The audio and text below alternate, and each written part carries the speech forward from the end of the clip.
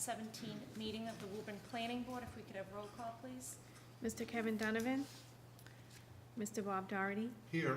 Ms. Claudia Volgan. Here. Mr. Jim Callahan. Here. Mr. Michael Ventresca. Here. Mr. Dave Edmonds.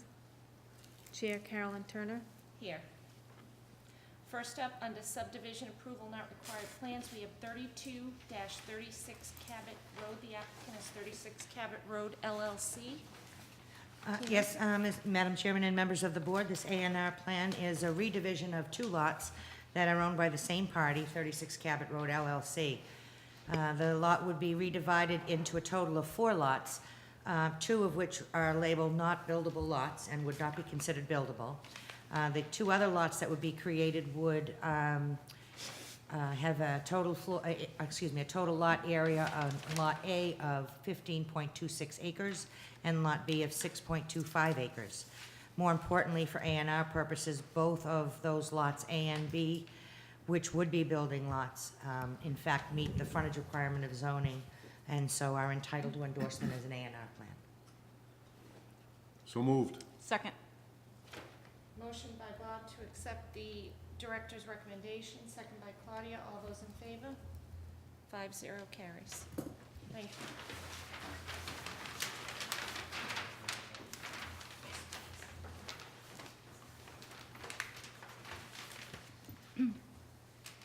Next on the agenda, we have a public hearing scheduled, proposed zoning text amendment to prohibit retail-related cannabis activities, cultivation, sale, etc. citywide. The applicant, or proponent, is Alderman Campbell, Aldermans Campbell and Haggerty. Yes, Madam Chairman and members of the board, I'm going to give just a brief summary of the background behind this proposal, and then Council President Richard Haggerty is here to just give a brief overview of why it was submitted and answer any questions. This proposal actually started with, I think it's safe to say, a memorandum that the City Council received from City Solicitor Ellen Callahan Doucette, a copy of which has been provided to you in your packets.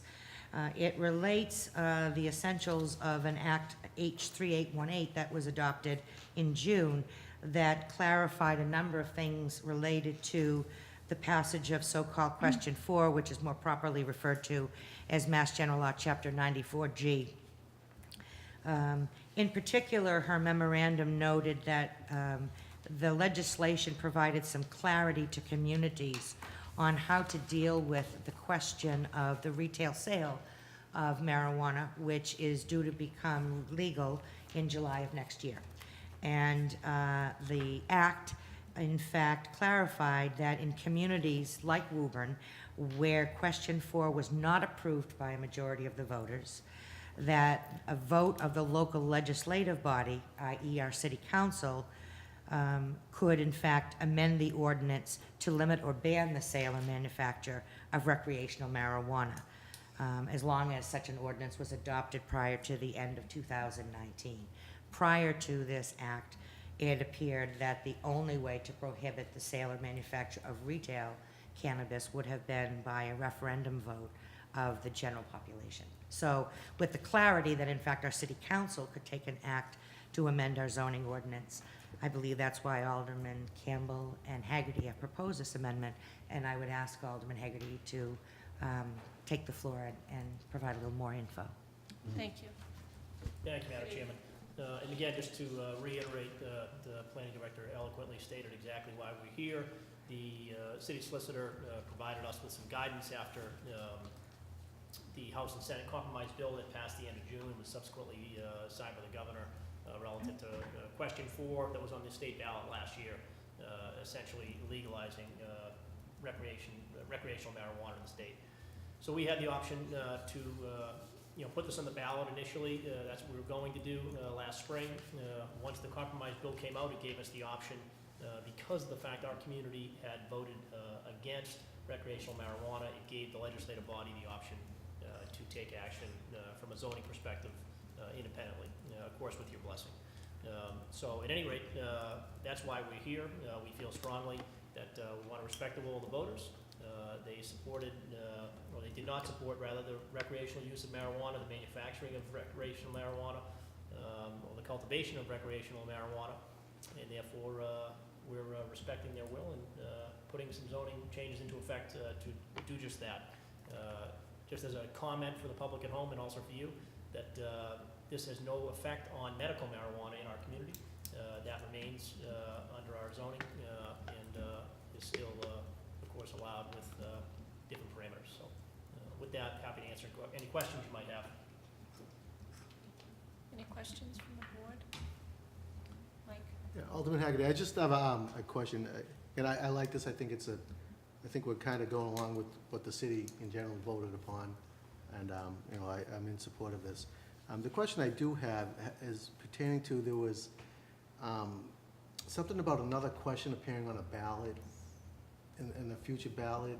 I read that in the Times one night, and I was a little confused by that. Well, I think, so we had a meeting on this matter at the end of August, the ordinance committee as a whole, and our discussion was specific to the zoning matter, but it kind of got a little bit more broad in the sense that if in fact the state law was challenged, which there had been strong rumors that was going to take place, because, again, you know, while the legislature certainly is within its rights to take measures as it did, so too does the question for folks. They also have their rights.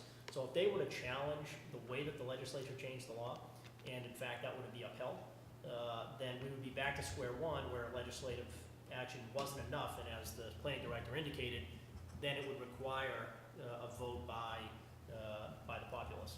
So that was the discussion that we had. If in fact, So if it gets question four appealed, was, you know, or rather the compromise bill was overturned, okay, that's where we had that discussion. all right, But, all right. but people feel confident that it's going to be upheld, and we feel at least as though we're going down the path that you know has been outlined by our city solicitor, and she feels comfortable, which gives me comfort. All right, thank you. Any further questions from the board members? Do you have anything further, Alderman Haggerty? I don't.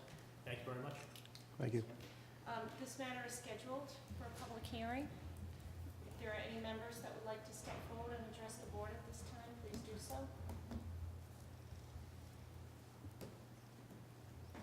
Motion to close the public hearing? Second. Motion by Bob to close the public hearing, second by Claudia. All those in favor? 5-0 carries. And does the planning director have a recommendation? Do you mind if I use my laptop at the front of the room? Absolutely not. Be right back. Step out of your way.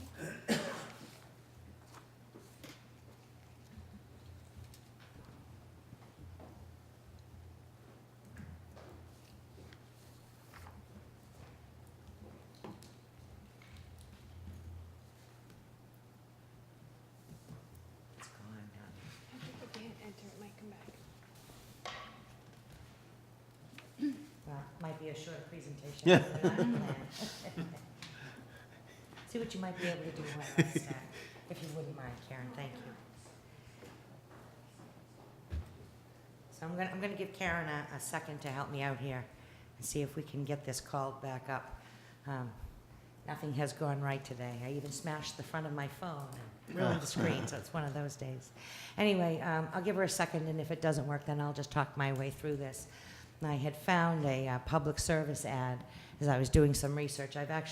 This is an interesting thing for me because for whatever reason, I have long had a fascination with sort of the reaction of society and how it views this particular plant. For a long while, I felt that way. And so this is one opportunity sort of as the city planner to get a chance, I would hope to perhaps in some ways stimulate discussion, but get you to think about a couple of points maybe a little bit differently than you might otherwise have thought.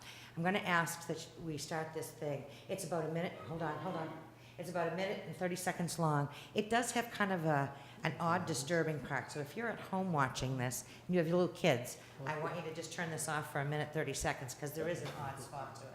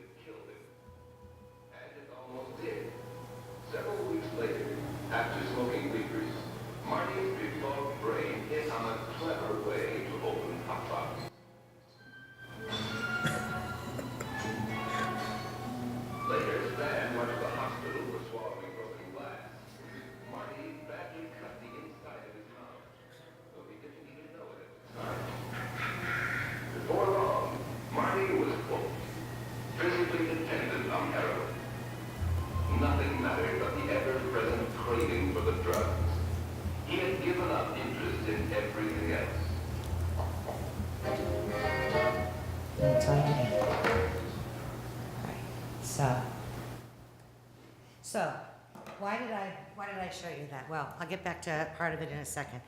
I showed it because I think it really perfectly, oh, we don't need to see her. Oh, I'm so sorry. Addiction to vacuuming. I can't get the, it's like taking over a film. It's on its own life now. Sorry about that. All right, we'll shut that off. So, I showed that because frankly, I thought it was kind of a neat illustration perhaps of why many of us kind of hold the view of this that we do. Our parents and our grandparents saw that in those commercials, and they're very frightening, and they're public service ads, and it might explain why we propose an ordinance to maybe perhaps ban their sale across the city. What I found interesting about that was, I think, I've got a couple of reasons why I'm having a little bit of difficulty recommending positively on this. And one of them is, frankly, that I think the misunderstanding is the idea that this particular drug or substance could be a gateway to other drugs. That's a frightening thought, and you saw that happen. They went from smoking marijuana to being on heroin in one clip. And I think really the answer is not so much that the substance is a gateway. It's not as if somebody smokes a marijuana cigarette and then suddenly needs to have a line of cocaine any more than somebody who drinks a glass of wine puts the first glass down and says, now I need a quart of rum. It's not quite how it works, but it is a gateway. The gateway is the guy who supplied the marijuana from his left pocket to that gentleman. In his right pocket had a lot of other things that were a lot scarier and more insidious. So one of the things I think of about retail sale of marijuana is maybe that's the way to screw up the supply line. That's the way to cut the guy who has the access to the scarier things out of the picture altogether by having it sold in places that are regulated and controlled in some manner by the government and the regulations. If you take him out, then maybe you take away the pipeline to those scarier drugs. And then there's no gateway anymore. It's a dead end. It only goes to retail cannabis in those stores. So it gives me pause about necessarily banning them outright. It's one reason. I think there are also maybe some other benefits to retail sales. Certainly the regulation will allow us as a society to perhaps control the level of THC that's in the marijuana. What's in the street, you never know how much it will have. They tell me that today's street drugs are a lot stronger than they used to be. Well, one way to counter that would be to have them sold by retail outlets that are regulated by the government that tells them what those maximum levels might be. Or if the concern is there are some cases now where they're finding that people are adding additives to marijuana, and they're concerned about that. Off the street, you don't know what might be added. But if they're sold and regulated, that concern perhaps could be addressed that way. So another reason perhaps why the retail sale might not be as bad an idea as it might appear at first blush. A second question or set of issues I'll raise is the notion of treating this particular substance perhaps differently than we might treat opiates rather, or liquor. Both of those are used by 95 or 98% of the population the way they're supposed to be used. They're not abused. They're respected. They're stored properly, and they're not available to young people. And why couldn't recreational cannabis be handled the same way? Why wouldn't those people that choose to use it be expected to do any less than those who happen to have a liquor cabinet with teenagers at home? There's responsibility that comes with ownership, and it would seem that it would be reasonable to hold all of those types of things to generally the same standard. It's interesting in terms of zoning issues, if you think of medical facilities and drugstores as places to dispense opiates, we allow those in every single non-residential district in the city. And alcohol sales are allowed in 8 out of 12 of the non-residential districts. And that when we talk about permits for those kinds of facilities, nobody is happy about opiate addiction or drunk driving, but those issues don't ever even get, I don't think, considered when we talk about citing those facilities or allowing them by zoning. In fact, we permit urgent care facilities within the last 6 months, and within the last year or so, I think as community, we asked the legislature to lift the number, or the cap we had on the number of liquor licenses so that we could have 5 more. And we didn't do that because we're okay with drunk driving, but we did it because we expect the people who imbibe to do so responsibly, and we know that there are rules and penalties in place for those that don't. So to treat it differently than those other things gives me pause. And I guess in third and last set of issues, we're looking at it maybe more as a planner. If I was thinking about whether or not this kind of a facility, recreational sale, say, of cannabis, or sale of recreational cannabis, what kinds of things would you consider when you, or assess when determining whether or not to permit one of these? And I think it's particularly appropriate perhaps if we're thinking of not allowing them at all. And so are there demands on our water and sewer infrastructure that come from these facilities that would make them inappropriate? I don't think so. Is there a hazard or an undue, glare or noise that comes from these? Not really, not that I'm aware of. There could be traffic issues, certainly, but those are site-specific and sometimes can be addressed and sometimes not, but that would simply make these facilities like many others that we've seen across the city. So I really couldn't, truthfully, and I tried to do so impartially, find land use-based reasons why we might pick the retail sale of this particular product and say it's not appropriate. And I didn't really come up with anything on that score. So I thought, I try not to tell you and recommend to you what you should do on these things, but I hope to just share some viewpoints and some ideas to get you thinking, if not to necessarily change how you will vote tonight on this, maybe it will change a little bit about how you think about it, or start conversations and trains of thought that will, I think, be productive. This substance is coming. It's legal already, and it will be sold retail somewhere in this Commonwealth. It's important as a state that we do it right. I'm disappointed in many ways that it has taken so long for our legislature and the others that had appointments to take such a very long time to get the commission in place. They have an awful lot to do. They have to make sure that there are the penalties in place and the regulations to make sure that this is rolled out as safely as it possibly can be. And I'm hoping that they get the room and the tools that they need from the legislature to be able to do that. They have a lot to do in the next few months. And I hope and I expect that there's a commitment there to do it. So it'll be interesting to see where it all heads. And I'll be interested to hear what your thoughts are as you take your vote tonight. Thank you for listening. I appreciate your time. Thank you. Open for discussion. Do we have any questions, comments?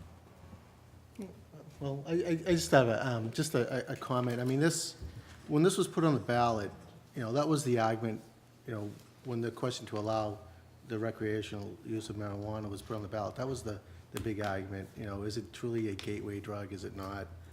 And the way I'm looking at it right now, there's too many things that weigh me to the side of saying, I'd rather err on the side of caution than ever on the side of, well, let's see what happens. Granted that the use of recreational marijuana is legal. I mean, so what's in front of us is not allowing it to be sold in Woburn.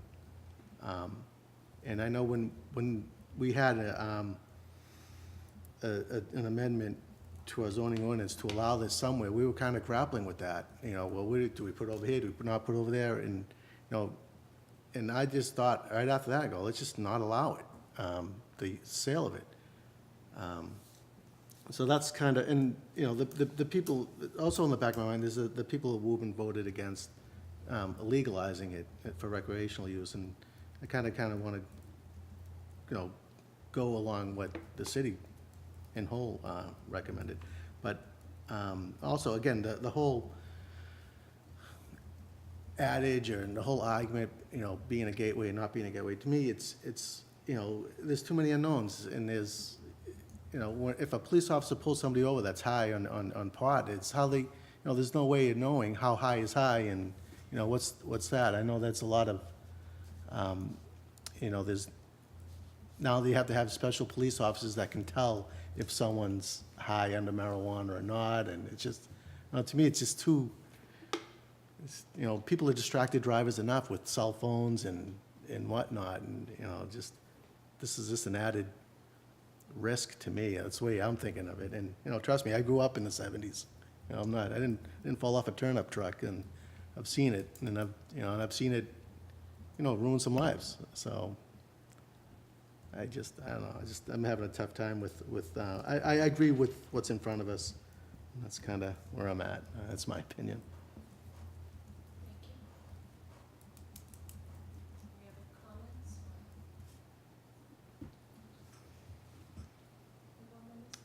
I'll bite. When I saw this coming up on the agenda, I was pretty conflicted about it, but in a different way than Mike was, which is I actually personally agree with Tina's presentation and her point of view on it. And as a criminal defense lawyer for over 20-something years, I have seen way more death, destruction, family dysfunction as a result of alcohol than I could ever attribute to marijuana, ever. I mean, it's not even close yet. We're not having this discussion about liquor stores. We're having this discussion about retail marijuana. So, you know, that just from, you know, that experience over time makes me really, you know, gives me great pause to vote favorably for this. But on the other hand, Tina's point is that this isn't really a land use question. As planners, by and large, we're called to make planning decisions as to what is best for the community.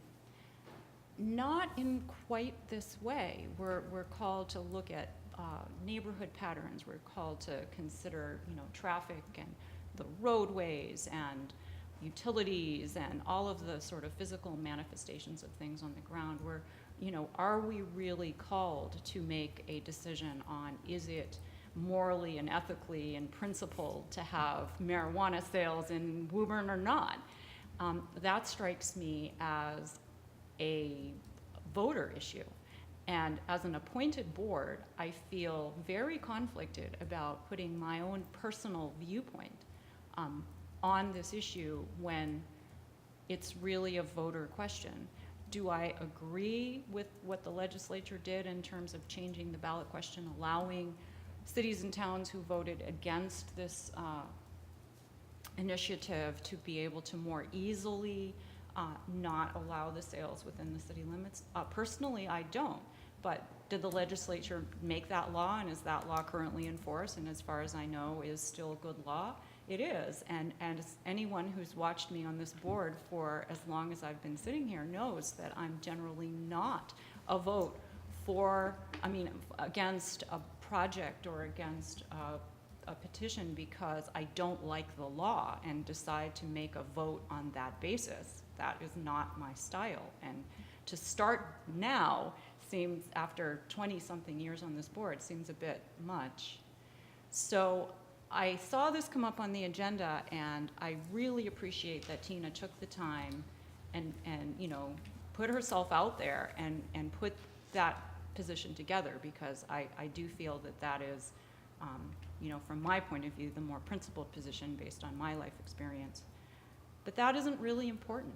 We're an appointed board, and I really believe that this is an elected issue.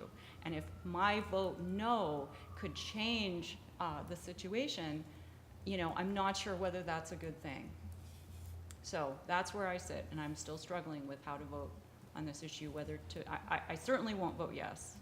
I can't bring myself to do that. But, you know, I might very well abstain. So anyway, that's my 2 cents for what my fellow board members think it's worth. Thank you. Thank you. Jim? Clarification on the referendum portion of it. Could that be by city? Yeah, it would have been on the fall ballot in November for voters in Woburn.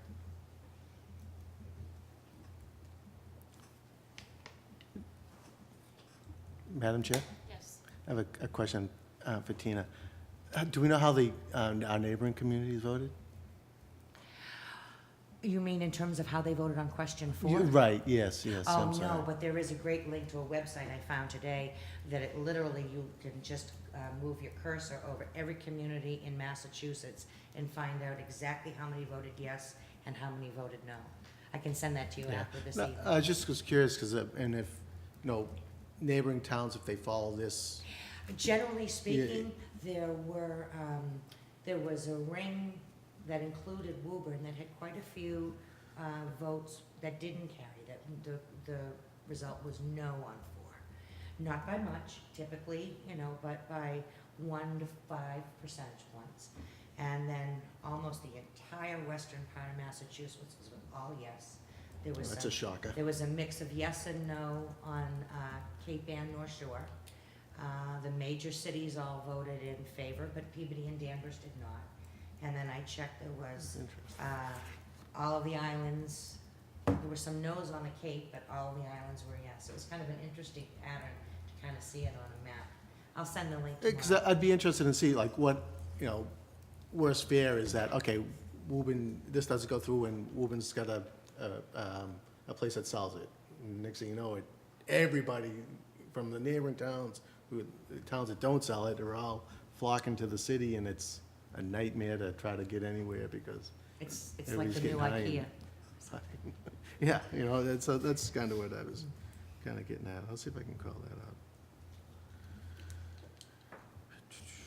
Yes, Paul? Tina, do you remember, does anybody remember, what was the Woburn vote? The Woburn vote, there was about 24, I'm gonna just roughly, 24,500 votes cast. And 12,093 voted against.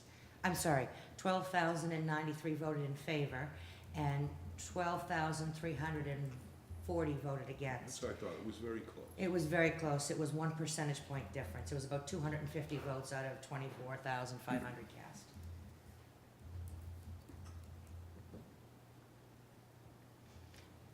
Yes. Just to follow up on Mike's point, the corollary to not having it available here in town is that all of our 18 and 19 and 20-year-olds will be driving into guessing Cambridge, guessing Boston, guessing Somerville to stock up and then come back home. And so that's the flip side.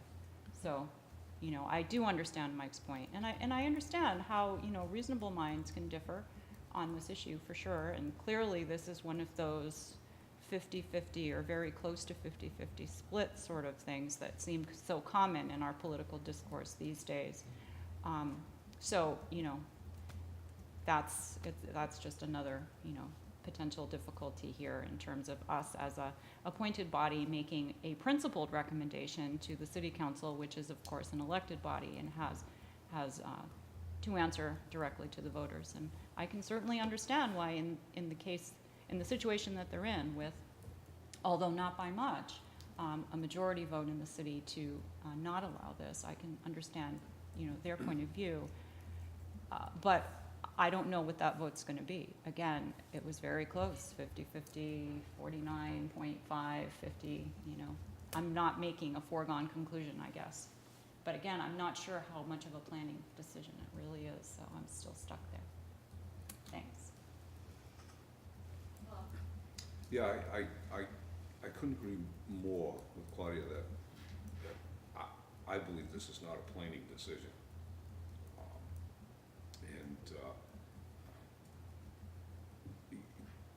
I should have asked Rich here, but why aren't they gonna put it on the ballot? What was, They don't have to. They wouldn't have, if they vote. no, right, why not right. let the people vote for it? Again, Good question. I did not ask them that. because, now it's not just a simple question of, do you want it legalized? Because you can't vote for that one way or another, it's already voted legally. Now the simple question is, do you want it in Woburn or not? Because even though a slight majority of the people voted against it, if they realize that it's legal and it's gonna be somewhere, and, we might be going to Stone, people in Woburn might be going to Stoneham, whatever, They can't. you can't what? You can't go to Stoneham. Why? Well, no, I shouldn't say that. Stoneham voted no. That's all. What's the matter with Stoneham? No, I'm saying they could. Oh, okay. No, Maybe it's I'll the put same the thing. stone back in Stoneham. But they're gonna go somewhere.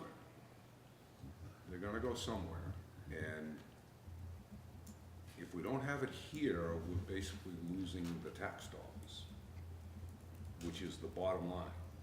Because they're gonna go somewhere. Just having it in Woburn doesn't, see, this is what confused me with this whole thing, is that somehow the perception is that if we have one of these in Woburn, all of a sudden, everybody in Woburn is gonna start smoking marijuana, because it's in Woburn. Oh, great, let's go. But I firmly believe that's not true. That nobody else will, that whoever smokes it now will smoke it then, they'll smoke it later. The thing is, it's just gonna go over the town line to get it somewhere else. And that 3.75% plus, if I read the law correctly, that we can actually add more to it than that. There's something else we can, a convenience fee or something that we can add in there. We're just going to lose that money to another town.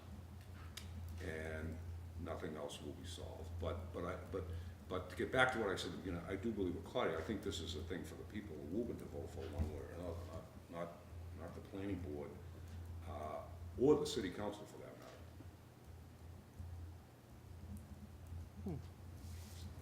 I guess, I'm sorry, Okay. do you want to finish your thought? Well, Did you find it? yeah, it's pretty cool. So does the, would the city of Woburn get tax revenue? Or does that go to the state? Well, I think both. Yeah. And the local option tax, and that's what you were referencing. Correct.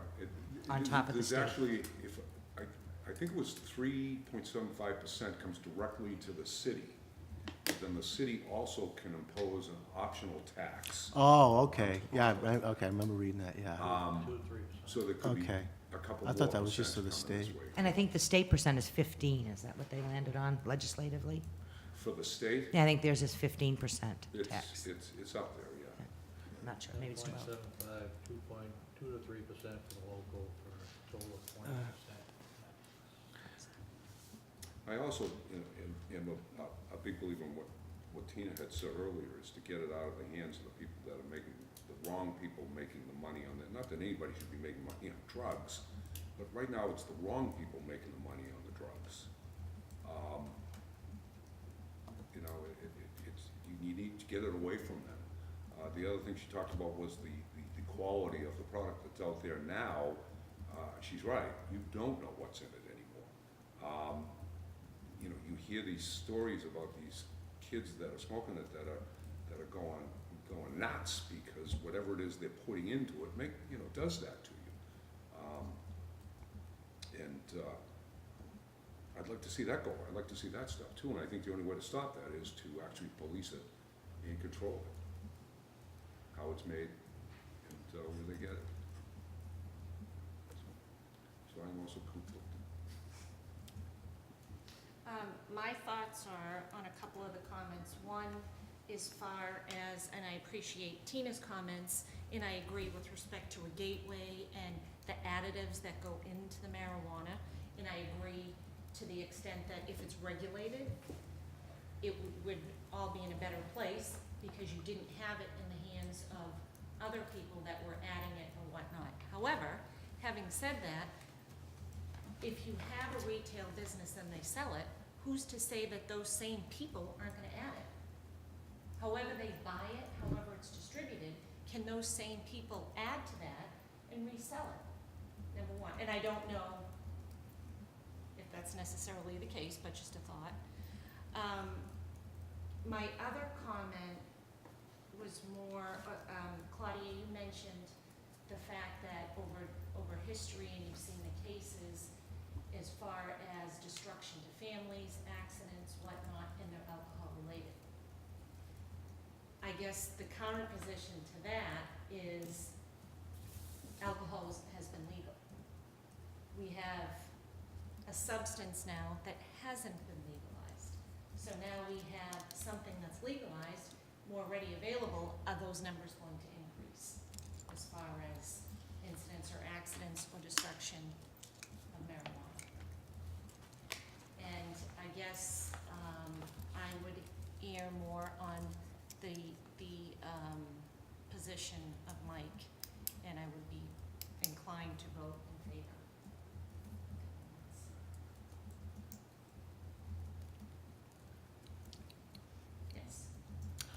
I think it's a very good discussion that we're having. As I said, reasonable minds can certainly differ on this issue, and it's kind of rare and refreshing to have some sort of conversation like this that talks about ideas and issues and doesn't devolve into how some of the discourse sadly has devolved recently. With regard to who is rooting for this ordinance to pass, I guess there's two groups. One would be people who really don't have any interest in marijuana coming anywhere near their kids, their families, themselves. And the other would be the local marijuana sellers, who are, I'm sure, very happy if retail sales don't come anywhere near their customer base, so that it will be much more convenient for the locals who happen to imbibe to continue their chain of supply as it has always been. And so I'm sure that they would be delighted if this passed. So it's kind of, you know, 6 of one, half dozen of the other. You know, who are you servicing when you make this vote, either for or against? With regard to the point about, well, if marijuana is legal, maybe it will be more readily available and thus cause more problems. I see that point, but I think to really evaluate that, you have to sort of understand how alcohol acts upon a human being and how marijuana acts on a human being. When somebody is drunk, they become more combative, have a lot less inhibition, are more likely to get into fights, or more likely to drive dangerously. When somebody is high, they're more likely to drive very slowly and are much more likely, instead of getting confrontational, to sort of, you know, hole up. And that's part of the reason the behavioral differences in those substances are part of what I've seen in my practice in terms of the effects, not necessarily the use or the overuse by itself, but how those substances actually impact on behavior. So although I certainly understand the point, I would still be a lot more comfortable if alcohol was the thing that was more regulated than marijuana, you know, based on what I've seen. But as Bob says, I'm still conflicted as to what to do with this. But on that point also, with respect to even say driving, you have somebody that's had alcohol for 4 hours and they get pulled over and they can be subjected to a blood test or a breathalyzer. When you have someone that is high, what test are they gonna do for that? There's no regulations in place. You can do a blood test that's not effective until later. So how do they, I don't see how that's regulated in the near future, in the immediate future. And that goes to the issue of, again, how is it regulated overall? And how does it impact the safety of the public? Yeah, I mean, Yes. if I may, the way I kind of, taking a little step back, and, you know, we can argue the merits of legalization of recreational marijuana, but like I keep on saying is, not that I keep on saying it, but what I keep on saying over my head is that it's allowing the sale of it in Woburn. And I remember going back, just when we had that meeting about it, we just, and I know the vote was split or something, it's just we didn't know, where would you put it? You know, not in my backyard, you know, Woburn Center, next to the church, next to a school. That's kind of, you know, it's legal, yeah, I mean, people are gonna go and get it, and they're gonna get it one way or the other, and I just think it'll be a stigma associated with Woburn, you know. Oh, you wanna go get pot, go to Woburn. That's what I feel. And I guess another issue on that point is, we talk about the legalization of marijuana. It's already legal. I think that's more the ethical issue, sort of say, and we're talking about a retail business. How is accepting or allowing a retail business to sell recreational marijuana different from our approval or acceptance of another retail business? We they say, okay, we already have 5 karate classes, we don't want any more. That's our decision, not to have that retail business, whatever it may be. So how has this become an ethical issue? And that's just a sort of a question if someone can. Yeah, Jim? I'm basing my opinion on, and I'm gonna vote favorably for this. And the reason for it, I think, is strictly the populace should be, voting on it, and they should be more informed on the decisions. The referendums, when they come out on a national election like we just had, when they voted, there is too much misunderstanding of people going to vote, and people are presenting good arguments, like the dialogue tonight, on behalf of the city on both sides, where they are. Would certainly be where I'd wanna see this enacted or not. Whether the people in the city wanna see it in their city and reap the benefit of taxation with possible risks or not. And I don't think it's a planning board, nor do I think it's a city council decision that should be made. I don't think there's documentation that can substantiate drugs and the testing of it for law enforcement, whereas alcohol certainly has parameters to do testing in the field and in the courtroom and in hospitals to prove it. All those arguments go well beyond my level of wanting to weigh in on the subject matter, and I would look for someone with expertise to present arguments on either side that they want to sit on. So I would vote in favor currently of the amendment, only because the populace carried in the city, and if the folks that are local in town want to put it on the ballot, that would be the way to go, and then there should be some very good dialogue prior to an election, a referendum vote. That'd be my approach. Yes, Claudia? Jim, I think that was just a really helpful comment that you made. By parsing down really what we're being asked to decide. We're being asked to decide whether to vote thumbs up or thumbs down on an ordinance that would allow the city council to make the decision, as opposed to the referendum of the voters. And even though the state law allows cities and towns to do that, it doesn't make them do that. They can do it if they want to. So if the city council, and correct me if I'm wrong, Tina, if the city council wants to, they can enact this ordinance. They have the power to do that under the law. Or the city council can say, you know what, it was so close in the city of Woburn that we really feel that we should allow the populace to have an engaged debate over this one issue and to make the decision, not us. So what Jim's comment did for me was sort of put that decision, out of the moral and ethical and scientific and law enforcement and whatever milieu that, can surround this issue into a simple, thumbs up or thumbs down. Do we support the city council making this ordinance and taking the decision themselves, or do we support the city council maybe considering, even though they have the power to do this, that instead that they will, put this to a vote? I mean, I don't want to put words in Jim's mouth, but that's essentially what your comment pointed out to me, that, we can go as far afield as we want in this discussion, but essentially that's what we're being asked to say. Hey, is this ordinance a good idea or not? And as a planning board, I guess there are some ways of weighing in on that, thinking, well, as a planning mechanism, would it be important to have the actual residents make this decision themselves, or whether the city council should make this decision?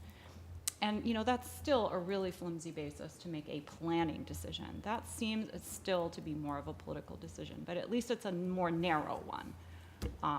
So anyway, Jim, your comment was really helpful to me, so thank you. Sorry. Mike? It's in front of us because it's a zoning amendment change, right? And that's just kind of the way the rules are. It's just this leads to such a bigger thing. But I mean, I personally like the ordinance the way it is. I mean, that's just, again, like you were saying, it's my thought, and it's kind of, I'd rather not see it in Woburn, and that's, you know, that's my opinion. And granted, my opinion's gonna have a big effect, you know, as we're a recommending body to the city council, but it's ultimately the city council that makes the decision. We're just recommending to them. That said, I'd like to make a motion to send a favorable recommendation to the city council on this zoning ordinance change. Motion by Mike to send a favorable recommendation to the city council with respect to the ordinance that's before us. Second? To see a possible amendment to that, if possible. Michael, would you consider amending that to put some language on what the planning board's reasoning is prior to it? You're gonna fly solo on the recommendation as it is right now? I'd like to hear, I mean, what are your thoughts? Like, you just kind of want them to consider the vote of the city of Woburn? Is that? That's where I'm, Yeah. that's exactly where I'm headed. I don't know what your full thought is. Well, like I said, I like the way the ordinance is written now, and I'm kicking it over the fence to the city council. And, you know, maybe there'll be a big audience with them. I mean, there's, you know, really nobody interested here that's, other than ourselves, that are about this topic, and maybe word will get out, and it'll be a bigger public input. But, you know, I don't mind adding a comment to that effect, but again, my motion is to send a favorable recommendation. If you want to add some sort of comment, say, you know, maybe you want to take a, you know, you throw that in there, I mean, that, yeah. I'd have to hear it first. Do you have any comments, Jim, or any Not at this time. proposals? So we have a motion by Michael to send a favorable recommendation to the city council. Second? I will second this motion. Motion by Michael, second by Carolyn. All those in favor? 3-0.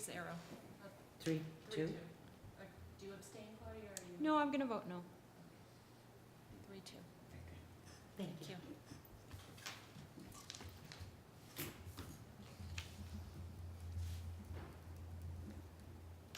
That was interesting. Good, And you know, kind of refreshing. So thank you all. yes. Thank you, Tina, for your comments and research What about the video? and the video. I like that. I'll refrain from comment. All right, you got it. Next up, under definitive subdivisions, we have Dragon Court, Garvey Road, approval and acceptance of a proposed deed language relative to the 5-foot reserve strip, Murray Hills. Yes, members of the board, Julie, Excuse me. I apologize. Director, I need to recuse myself from this matter, and also the second matter under definitive subdivision, Wall Estates.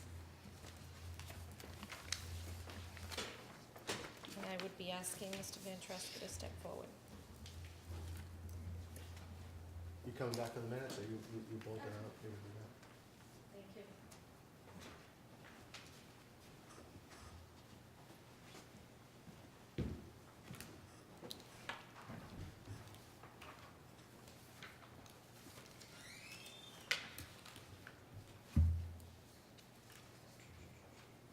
Okay, Dragon Court subdivision, Garvey Road, approval acceptance of proposed deed language. yes, members of the board, you may recall that when the planning board approved this project, it imposed a condition that required the developer to provide to the planning board for approval the proposed language that he would use relative to the 5-foot reserve strip. When the project was approved, the planning board required that a 5-foot reserve strip be located adjacent to the right-of-way all the way around the road. And at the last meeting, the developer submitted some language for review and approval. And you might recall that Attorney Joe Tarby, representing the developer, had an opportunity late that afternoon to review the document, felt that it could be and should need to be revised to be much more specific as to its purpose for clarity down the road. They have submitted revised language that in fact Attorney Tarby has reviewed, it seems much clearer and detailed as to the nature of what the easement will be for. I will tell you that I double-checked to make sure that there is no mention in that 5-foot, or in that document, of street trees. So I double-checked the plan to make sure that, I know that on occasion, when we have these reduced roadway widths, often the street trees are placed on the individual lots, and I wanted to make sure that there was no requirement that the street trees be specifically located within the 5-foot easement. As it turned out, the approved plan shows the street trees behind the 5-foot easement. So the fact that the 5-foot easement doesn't mention street trees is absolutely appropriate. So, based on my read of your decision and of course Attorney Tarby's review of the document, it seems that both of us, and particularly the planning director, recommends that you accept this language for them to use in the deeds to the lots in this subdivision. So moved. Second. Okay, motion made by Bob to accept the planning director's recommendation to approve the language. Second by Claudia. All those in favor? Motion carries 4-0. Thank you. And next up, we have a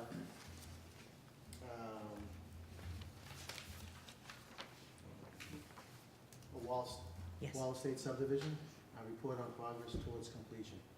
Actually had the wrong title there. The title, unfortunately, or should be, the request for a bond reduction. Oh, okay. And that is appropriately outlined on the agenda. And I apologize for that. The developer had requested a reduction in the amount of surety. At the moment, the planning board holds $107,000 in a tripartite agreement for completion of this project. The completion date is actually up next month, and the developer is hopeful that he will be able to finish the remaining work in the intervening time. To the point for this evening's request, they had asked that there be a reduction of the bond from $107,000 down to $11,000. The engineering department has reviewed that request and agrees that the amount of $11,000 should be held. The Department of Public Works had noted a couple things about a couple of areas of a crack in a sidewalk and a couple of issues that they have worked with Mr. Murray on to identify and fix. So engineering and DPW are now in agreement that the amount that should be held in the bond is $11,000 to guarantee completion of the Wall Estate subdivision.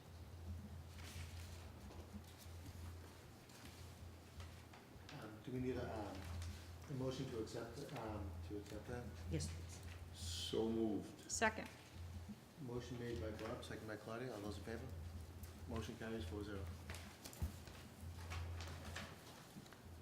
We'll now sit down.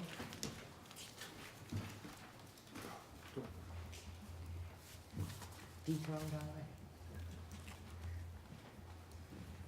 See, I moved that right along. We found a problem.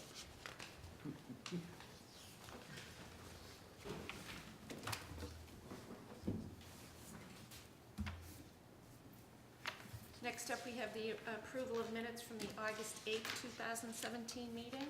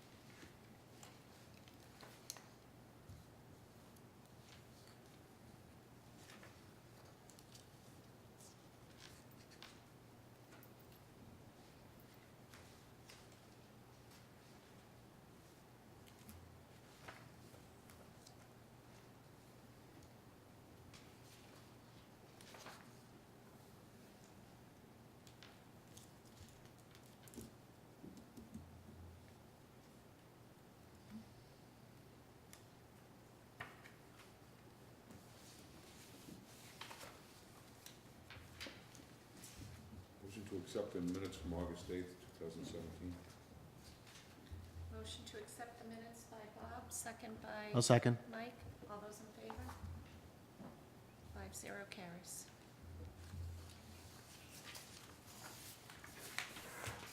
Next on the agenda, we have a planning board director update. Yes, I'll try to be brief and succinct.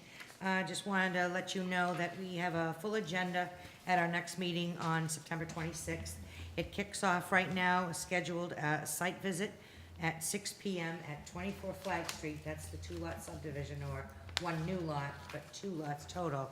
That was, the hearing started at your last meeting. That will be followed by a meeting back here at 7 PM of the planning board, and then we'll include public hearings on the 24 Flag Street definitive. We'll include a public hearing on a zoning map and text amendments that have been proposed for a so-called smart growth overlay district for properties at 14 and 14R Federal Street. And we'll also have a public hearing on revisions to the approved definitive plan of Crossman Road.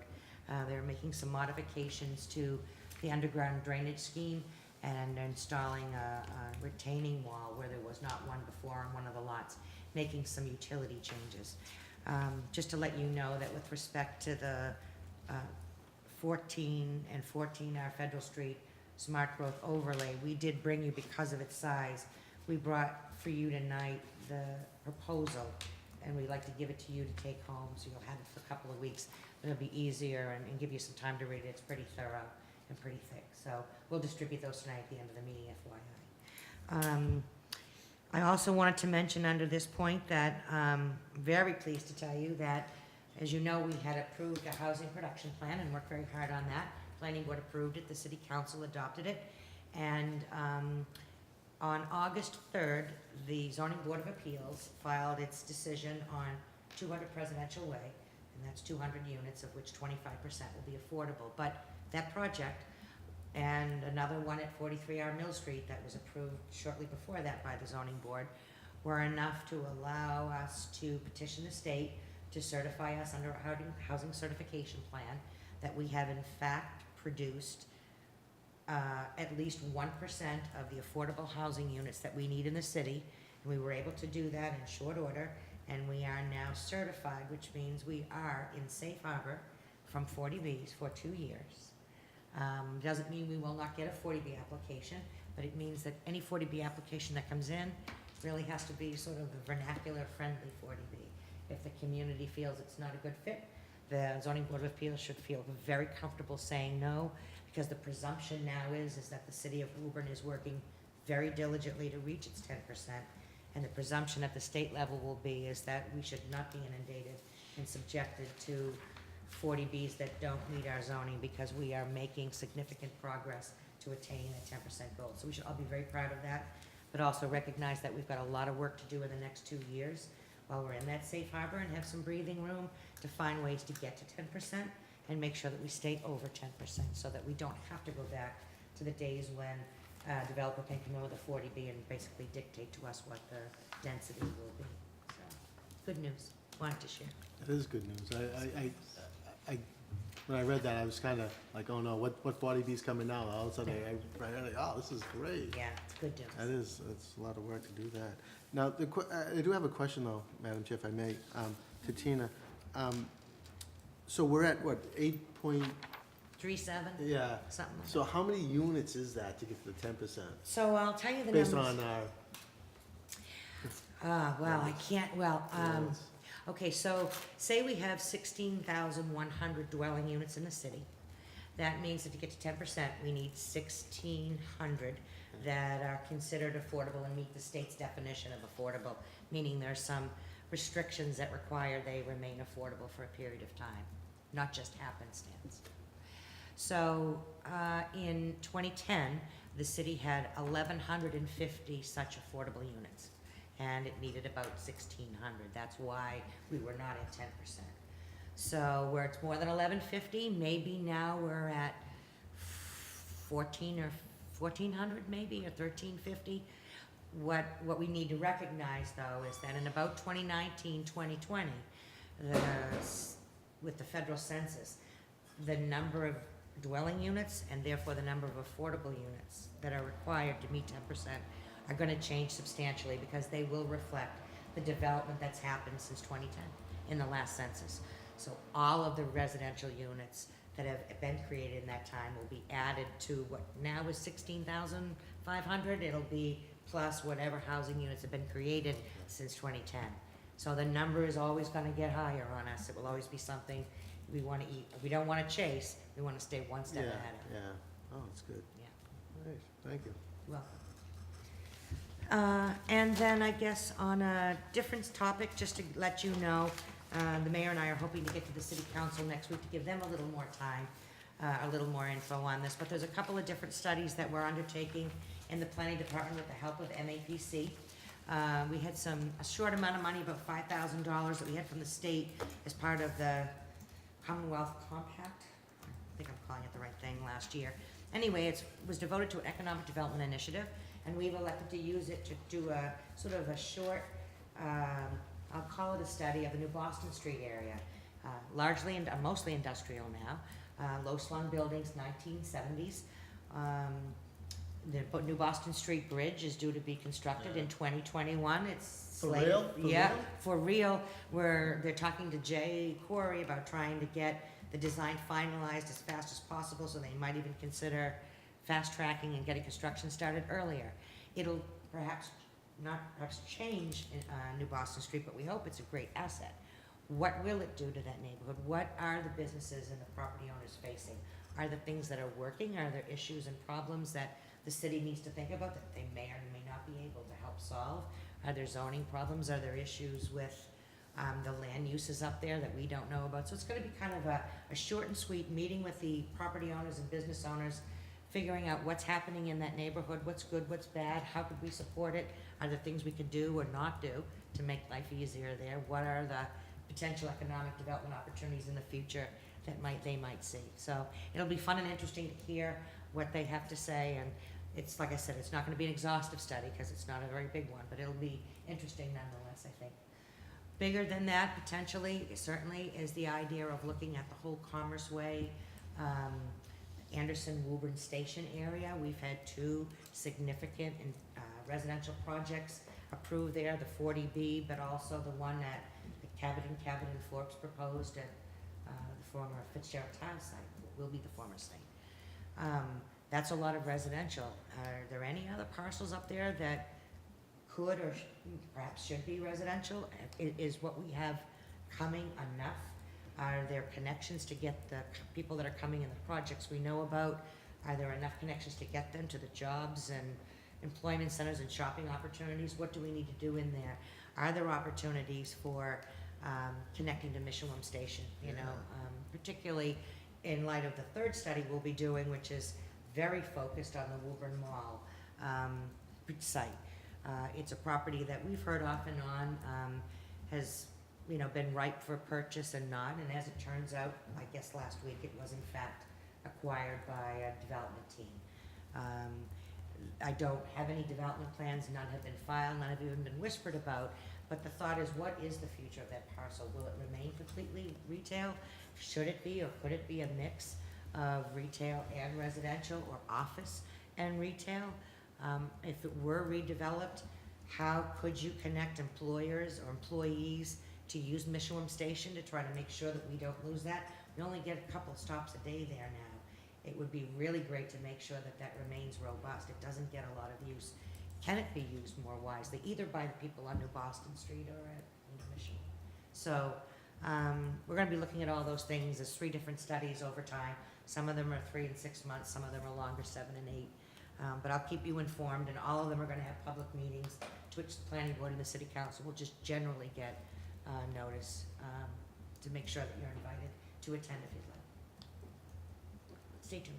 Thank you. Yes, Mike? Is the overlay district, Commerce Overlay District, does that include the Woburn Mall? It doesn't. No, the Woburn Mall is not in the Commerce Way Corridor Overlay District, so right now, no residential would be allowed. Yeah. Interesting. Yeah. That's good. It's BH, I think, so, business highway or something. Exciting times. Yeah, lots of things happening. And that's all. Thank you. Is there anything further? Can I ask one question? Yes. Are we still working on the remote meeting participation issue? I just wanted to, make sure that you guys knew I was still interested in seeing if we could work out something on that. Yes, and in fact, we spoke to the IT director just last week, and I'm sorry I can't summarize it well. But we did talk about it. He told me that he was still working on it. I think it sounded like he did not understand from our first explanation.